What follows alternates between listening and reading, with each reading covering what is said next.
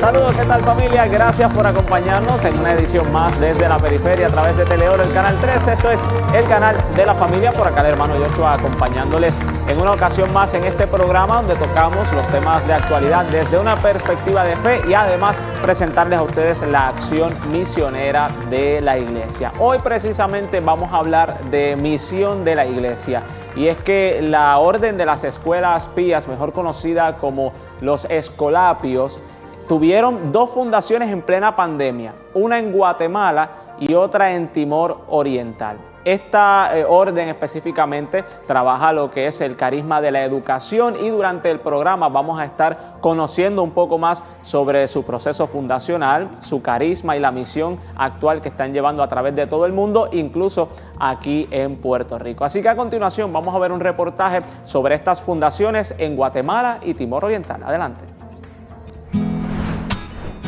La Orden de los Escolapios fue fundada hace 4 siglos en plena peste. Desde 1617 trabajan en la formación de los más pequeños, una labor que se ha extendido por todo el mundo.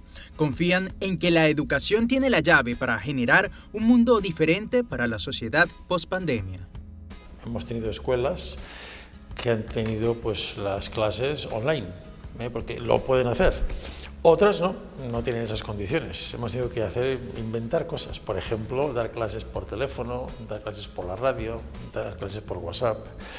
Pero claro, la misión nuestra no es solamente lo que sea el aula escolar, es una misión de educación integral que abarca todo, abarca también la pastoral, los grupos de fe, el acompañamiento personal. El superior general de los Escolapios, Pedro Aguado Cuesta, confía en que de la complejidad del momento nace la necesidad de dar respuestas. El adaptarse a una nueva realidad en las aulas ha representado un desafío para los educadores que quieren entregarse plenamente a la misión. Un joven escolapio, que sí estaba dando clase online a través de una pantalla de ordenador, al que una de las alumnas le preguntó: oiga maestro, ¿y usted sabe cuánto mido yo? ¿Cuál es mi estatura? Y el joven se quedó así, porque era su primer año como maestro. Dijo: no te he visto nunca, no sé lo que mides. Y se echó a llorar. La niña se echó a llorar también, y todas las demás también, y se acabó la clase. Dicen que los Escolapios han reforzado su compromiso de desgastarse en la formación de los niños y adolescentes. Incluso, durante la pandemia han fundado 2 nuevas iniciativas en Guatemala y Timor Oriental. En Guatemala hemos empezado en la diócesis de Los Altos, asumiendo parroquias y escuelas en 2 localidades que se llaman Huitán y Cabritán. Ahí estamos trabajando desde hace 3 meses. Hemos enviado una pequeña comunidad formada por 3 religiosos y un laico escolapio. Y en Timor-Leste estamos empezando. En Timor-Leste estamos llegando poco a poco. Con el obispo estamos hablando de un lugar de misión donde realmente seamos necesarios.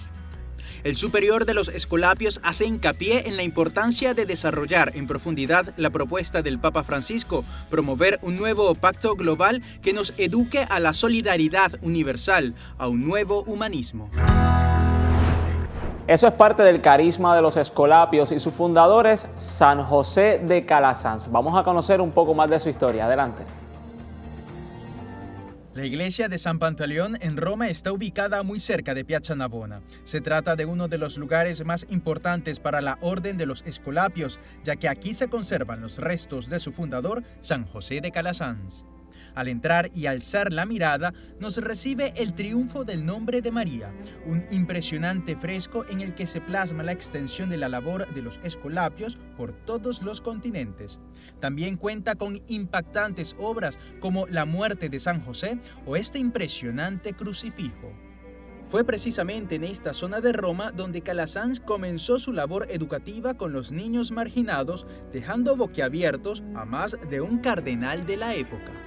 No era el no ver niños en la calle, sino el verlos ordenadamente caminando en filas al final de la clase por la mañana y por la tarde, acompañados de 2 o 3 religiosos y muy ordenados, incluso rezando el rosario, cantando cánticos religiosos. Eso sí que era lo que impresionaba a los cardenales, no lo que no veían, sino lo que veían. Y por eso a Calasanz le llegaron muchísimas peticiones de fundación. En el mismo complejo se resguarda esta gran reliquia, la habitación en la que vivió el santo y que está tal y como la dejó en 1648. Digamos que esa habitación es un poco como el centro de todo este edificio porque lleva el recuerdo querido de 36 años, los 36 años últimos de la vida de Calasanz, que allí vivió y allí murió. Todo es original y usado por el santo. El escritorio sobre el que solía escribir sus cartas, sus utensilios de escritura, su lámpara de aceite, grabados originales, incluso sus sandalias y hasta la cobija, con esta curiosa cuerda. La cuerda se comprende, un hombre de 90 años, pues al final de su vida no tenía ya muchas fuerzas en las piernas y entonces pues se ayudaba de la cuerda que le colocaron los hermanos para levantarse y para acostarse sin necesidad de molestar a otros religiosos.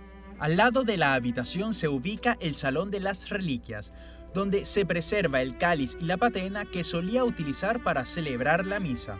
Entre otras reliquias corporales del santo está la máscara mortuoria, única evidencia del físico del santo, ya que durante su vida no se dejó retratar.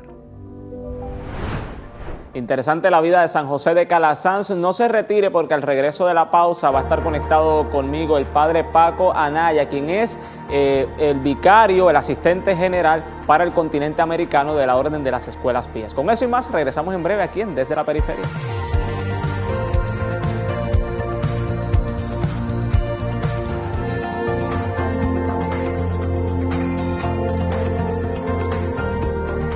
Gracias por continuar con nosotros aquí en Desde la Periferia. Hoy estamos conociendo un poco sobre el carisma de los escolapios y para hablarnos un poco más sobre eso conectamos vía Zoom al padre Francisco Anaya, quien es asistente general por el continente americano. Padre, bienvenido, ¿cómo está? Muchas gracias y muy bien, gracias. Qué bueno, gracias por acompañarnos en este programa donde hemos querido hablar sobre el carisma y la misión que, usted me corrige, se dice Orden de las Escuelas Pías. ¿Ese es el nombre completo? Ese es nuestro nombre oficial. Tenemos dos nombres oficiales, pero el otro es demasiado largo. Con ese está muy bien. Bueno. Pues padre, cuéntenos un poco sobre esa etapa fundacional, cómo surgen los escolapios, con qué propósito nacen en la iglesia. Del propósito es atender, orientar, educar, evangelizar a los niños. Eso fue el inicio, a los niños pequeños, a los niños más pobres de Roma. Ahí nació todo. Nuestro fundador, San José de Calasanz, él nacido en España, llegó a Roma buscando muchas cosas, su trabajo con los obispos, siendo secretario de los obispos en su tierra, y también estaba pretendiendo tener una canonjía, es decir, un puesto importante en la iglesia. Pero mientras estaba en Roma, en todas estas búsquedas, se encuentra, o tal vez los niños se lo encuentran a él, se encuentran niños pobres, niños necesitados de orientación, de cuidado y sobre todo de educación. Entonces, así comienza todo. Ya cumplimos más de 400 años de haber surgido y desde entonces nos dedicamos a esto, a atender a los niños, a los jóvenes, principalmente los más pobres. La educación es el modo cómo los orientamos, cómo los cuidamos, cómo evangelizamos y cómo intentamos hacer un mundo mejor, construir un mundo más justo, más fraterno al modo de Jesús. Me llama la atención que digas que el fundador, San José de Calasanz, quizás iba en búsqueda de otras cosas en Roma y se encuentra con los niños. ¿Qué tal vez fue quizás esa experiencia que él tuvo con los niños que quizás le cambió la vida a otra misión? Sí, efectivamente, se nota que tiene mucho tiempo dedicado a otro tipo de trabajo, otro tipo de servicios, pero va creciendo su dedicación a los más pobres a través de cofradías que existían, se integra a una, a otra más. Llega un momento en que él pertenece a muchas cofradías ahí en Roma, dedicadas a la caridad, dedicadas a atender a los necesitados, dedicados a la educación cristiana, a la formación, a la catequesis, etc. Y también casi desde el principio se dedica a educar a unos chicos, a los sobrinos de un cardenal que lo hospeda en su primer momento en Roma. Parece que ese es su primer contacto o su primera dedicación a la educación. Eso crece cada vez más y los otros intereses van decreciendo en él. Termina dedicándose totalmente a los niños y así es como funda un instituto religioso, primero una congregación, después se convierte en una orden religiosa, que somos nosotros, los escolapios. Un nombre dado seguramente por los niños. Nosotros somos los religiosos de las escuelas pías y por eso, por escuelas pías, scole pie en italiano, los niños empezaron a decir scolopi, scolopi, cuando llega nuestro instituto a España y después en América, pues en español somos más conocidos, como me presentaste al principio, los escolapios. Sí, es el nombre más fácil y de hecho es como se conocen aquí. Cualquiera va por ahí y habla de escolapios, es mucho más fácil poder identificarlo. Padre, cuando José de Calasanz está en esa búsqueda, ¿había alguna intención realmente de fundar una comunidad o cómo surgió esa idea? ¿Cómo se le fueron uniendo quizás hermanos para llevar esa misión? Pues esto es interesante porque primero fundó una escuela. Él lo primero que hizo en 1597 en el barrio del Trastevere en Roma fue atender niños que se juntaban para la catequesis, me parece que dominical. Pero los niños no sabían leer, no sabían escribir, no tenían mucho futuro. Y él, que desde niño tuvo muy buena educación y que antes, en ese periodo vivido en España, sí tuvo mucho contacto con la pobreza. Él era, entre otras cosas, visitador de muchas comunidades muy pobres ahí en las montañas de los Prepirineos. Seguramente él sabía la diferencia entre alguien que recibe educación y alguien que no recibe educación. Una sociedad donde la gente está educada y una sociedad donde la gente no está educada. Entonces, primero inicia las escuelas, les llaman las escuelas pías, de piedad, se apiadaban de los más pobres. Muy cerquita estaba el Monte de Piedad, por cierto, tal vez de ahí pudo haber surgido la idea de llamarle así. Y ya después, con algunos de sus colaboradores, le viene la idea de fundar un instituto religioso, inspirado seguramente en religiosos que había conocido durante toda su vida. Los trinitarios que lo educaron siendo un adolescente, jesuitas en su juventud, a los que escuchó predicar y también con los que tuvo contactos, con los carmelitas en Roma de Santa María de la Scala, franciscanos conventuales, en fin, tuvo mucha relación con religiosos y poco a poco le fue surgiendo su vocación de ser religioso a la par que le surgía su vocación de fundar un instituto religioso. Actualmente, ¿en cuántos países aproximadamente se encuentran los escolapios? ¿Cuánta presencia hay? En 40. Estamos en 40 naciones, en 4 continentes. Todavía no llegamos a Oceanía. Ya estamos muy cerquita de Oceanía, pero todavía no llegamos. No, pero eso está impresionante y la labor que realizan. Se han dedicado durante estos 400 años, si no recuerdo, mencionó, ¿verdad? Sí. ¿Se han dedicado siempre a la educación en las escuelas o esto sí se diversifica de distintas maneras? La educación es nuestro principal modo de evangelizar, de trabajar, de actuar, nuestro ministerio. No solamente en escuelas. Desde hace mucho tiempo ha habido trabajo también fuera de la escuela. Hay países donde los gobiernos no nos permiten trabajar en las escuelas, pero no nos detienen, no detiene esto nuestra misión.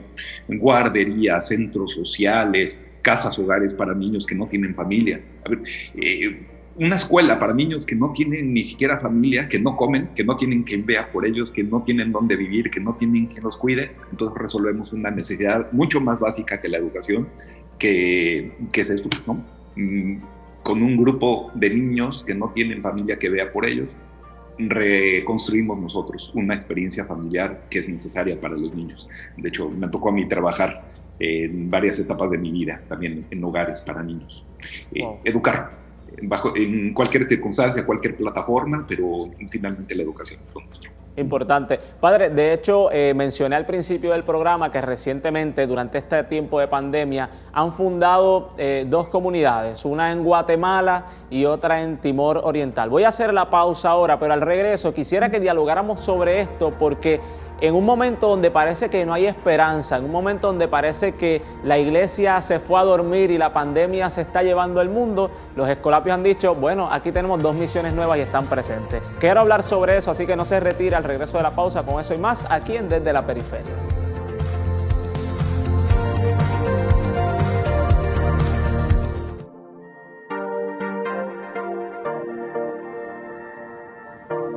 Gracias por continuar con nosotros en Desde la Periferia. Hoy estamos conociendo un poco más sobre el carisma y la misión de la Orden de las Escuelas Pías, mejor conocidos como los Escolapios, y está conversando conmigo el padre Francisco Escolapio también, y asistente general por el continente americano. Padre, continúa con nosotros.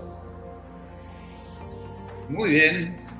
Quiero que hablemos, padre, sobre lo que le mencionaba antes de la pausa, de las fundaciones en Guatemala y Timor Oriental. ¿Cómo es posible que en medio de una pandemia donde casi no hay esperanza, pareciera no haberla, los Escolapios hacen 2 nuevas misiones? ¿Cómo surge esto?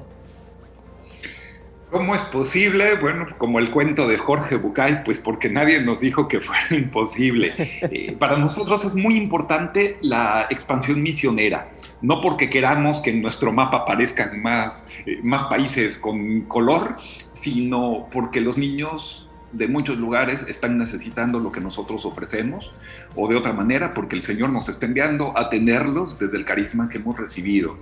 Y también esto nos ayuda a nosotros. Nosotros servimos a los niños, servimos a la sociedad, pero también recibimos mucho nosotros. Es muchísimo lo que recibimos y también lo que aprendemos de los pequeños. Antes de contarte todo el proceso de Guatemala y Timor Oriental, quisiera contar una anécdota de Indonesia. Cuando nuestros hermanos llegaron a Indonesia, a la gente le llamó mucho la atención el modo de ser de ellos. Y allá no les llaman escolapios, sino con un nombre mucho más largo. Aquí lo tengo. Pater Pater Yang Bermain Dengan Anakanak, que significa en lengua bahasa los padres que juegan con los niños. Para ellos era muy sorprendente que los sacerdotes, a los que ellos veían pues de lejos, celebrando su misa y protocolos y todas esas cosas, pues los vieran que se entretenían durante las tardes jugando con los pequeñitos ahí en el terreno de su casa, y era como un espectáculo ver a los padrecitos recién llegados, estos misioneros extraños que se dedicaban a jugar con los niños. Pues esto también ha sido importante para nosotros. En cada lugar los niños también nos enseñan, los niños también nos evangelizan, también nos hablan de Jesús. Y por eso y por muchas razones, desde hace tiempo ya teníamos en mente esta fundación en Guatemala, uno de los países de América en los que todavía no estábamos.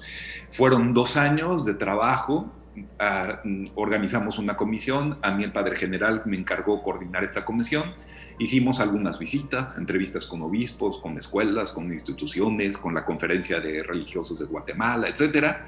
Y de todas las opciones que encontramos, porque sí hubo más de alguna invitación, los superiores de 3 demarcaciones, de 3 provincias, se inclinaron por la invitación de Monseñor Mario Morina, arzobispo de Quetzaltenango, para asumir una parroquia que nos ofrecía. Una parroquia que además traía regalito incluido, que son escuelas parroquiales, son escuelas pequeñas, pero en fin, escuelas necesitadas de ayuda. Son escuelas, hay que decirlo, que son sostenidas con el trabajo de la gente del lugar, pero también con una fundación alemana, la Fundación Padre Pedro Guatemala Hilfe. El Padre Pedro fue pues un gran apóstol, un misionero alemán que fue párroco ahí mismo en Huitán y Cabricán de Quetzaltenango, y que logró que muchos niños de ese lugar, muchos niños indígenas de la etnia Mam, tuvieran educación. Entonces él ya hace tiempo que murió, pero hay esta fundación que detrás de él hace las veces del Padre Pedro, haciendo que los niños tengan acceso a la educación. Y yo viendo la vida del Padre Pedro Metenlaita y viendo la vida de San José de Calazás, encuentro muchas semejanzas. Justo ayer tuvimos una reunión con los coordinadores de la fundación, y así es como ha sido posible la fundación. Son 4 hermanos que viven ahí en la comunidad en Cabricán. 2 sacerdotes, un diácono y un laico también. Nosotros tenemos algunas comunidades también de vida compartida. Y los 4 están trabajando intensamente. Ahí pueden ver en las redes sociales, Escolapios Guatemala, en Facebook o en Instagram, y pueden encontrar pues una actividad intensa que tienen ellos. Yo estoy contentísimo por la actividad que están realizando. El 6 de enero llegamos, yo los acompañé casi 2 semanas, pero los dejé solitos y ellos continúan haciendo pues esta labor ahí en Guatemala. Lo de Timor Oriental, pues ese es un proyecto de Asia, del sureste de Asia, Ya desde hace muchos años, en 1950, llegaron nuestros primeros hermanos a Japón, por los años 90 a la India, por los años 2000, ya cruzando el milenio, a las Filipinas, con un proyecto interesante, vocacional, formativo, internacional. Abrieron, ahí estamos viendo fotos de los niños de Quetzaltenango en un campamento, a pesar de la pandemia y con todas las medidas higiénicas necesarias, pero el trabajo está siendo intenso. En fin, entonces lo que hicieron en Filipinas fue hacer promoción vocacional desde ahí en otros países asiáticos, invitando jóvenes, convocando jóvenes a nuestra casa de formación. Ha habido jóvenes de Indonesia, de China, de Vietnam, de Timor Oriental y de otras naciones. Ellos escucharon el llamado, escucharon la convocatoria nuestra, que ante todo es convocatoria del Señor, nosotros somos los medios, se han formado ahí en nuestra casa de formación de Filipinas y algunos han regresado a sus países, pero han regresado para fundar las escuelas pías allá. Así fue como en este año, por gracia de Dios, contracorriente, toreando una pandemia, pues hemos logrado también esta fundación en Timor Oriental. ¿Cuán distinto puede ser estas dos fundaciones teniendo en cuenta quizás la cultura de los lugares a la hora de ustedes decidir a qué hermanos o sacerdotes enviar? ¿Cómo sería ese proceso teniendo en cuenta quizás el idioma, la cultura, las diferencias que puedan existir? Bueno, para Guatemala fácil porque las tres provincias implicadas en esto, la provincia de México, la provincia de Estados Unidos y Puerto Rico y la viceprovincia de California, todos tenemos bastante gente que habla perfectamente bien del español. De hecho, hay algunos guatemaltecos. Antes de que tuviéramos presencia en Guatemala, ya tenemos algunos hermanos que son guatemaltecos, que desde hace mucho se integraron a nuestra orden, algunos antes que yo. Pero sí hay un reto importante de aprender lo más que se pueda la lengua mam. No es nada fácil, pero sí es un reto importante porque sí, aunque la gran mayoría de las personas de allá son bilingües, sí hay personas, yo he conocido algunas personas, sobre todo mujeres mayores, que no hablan español, que solamente hablan el mam. Y bilingües sí, pero la gran mayoría de los adolescentes de la escuela, del básico, pues levantaron la mano cuando uno de los visitantes les preguntó cuándo ustedes hablan el mam. Es una riqueza muy importante la lengua propia, la lengua autóctona. En Timor la lengua es el portugués y pues sí, no es tampoco es para quien habla español no es una lengua tan difícil de aprender. De hecho yo la estudié y he trabajado mucho también con brasileños, pero es aprender la lengua, es aprender la cultura, es aprender las cosas, características, rasgos que son propios de cada lugar, las normas morales a veces no escritas, pero hay que estar muy atentos.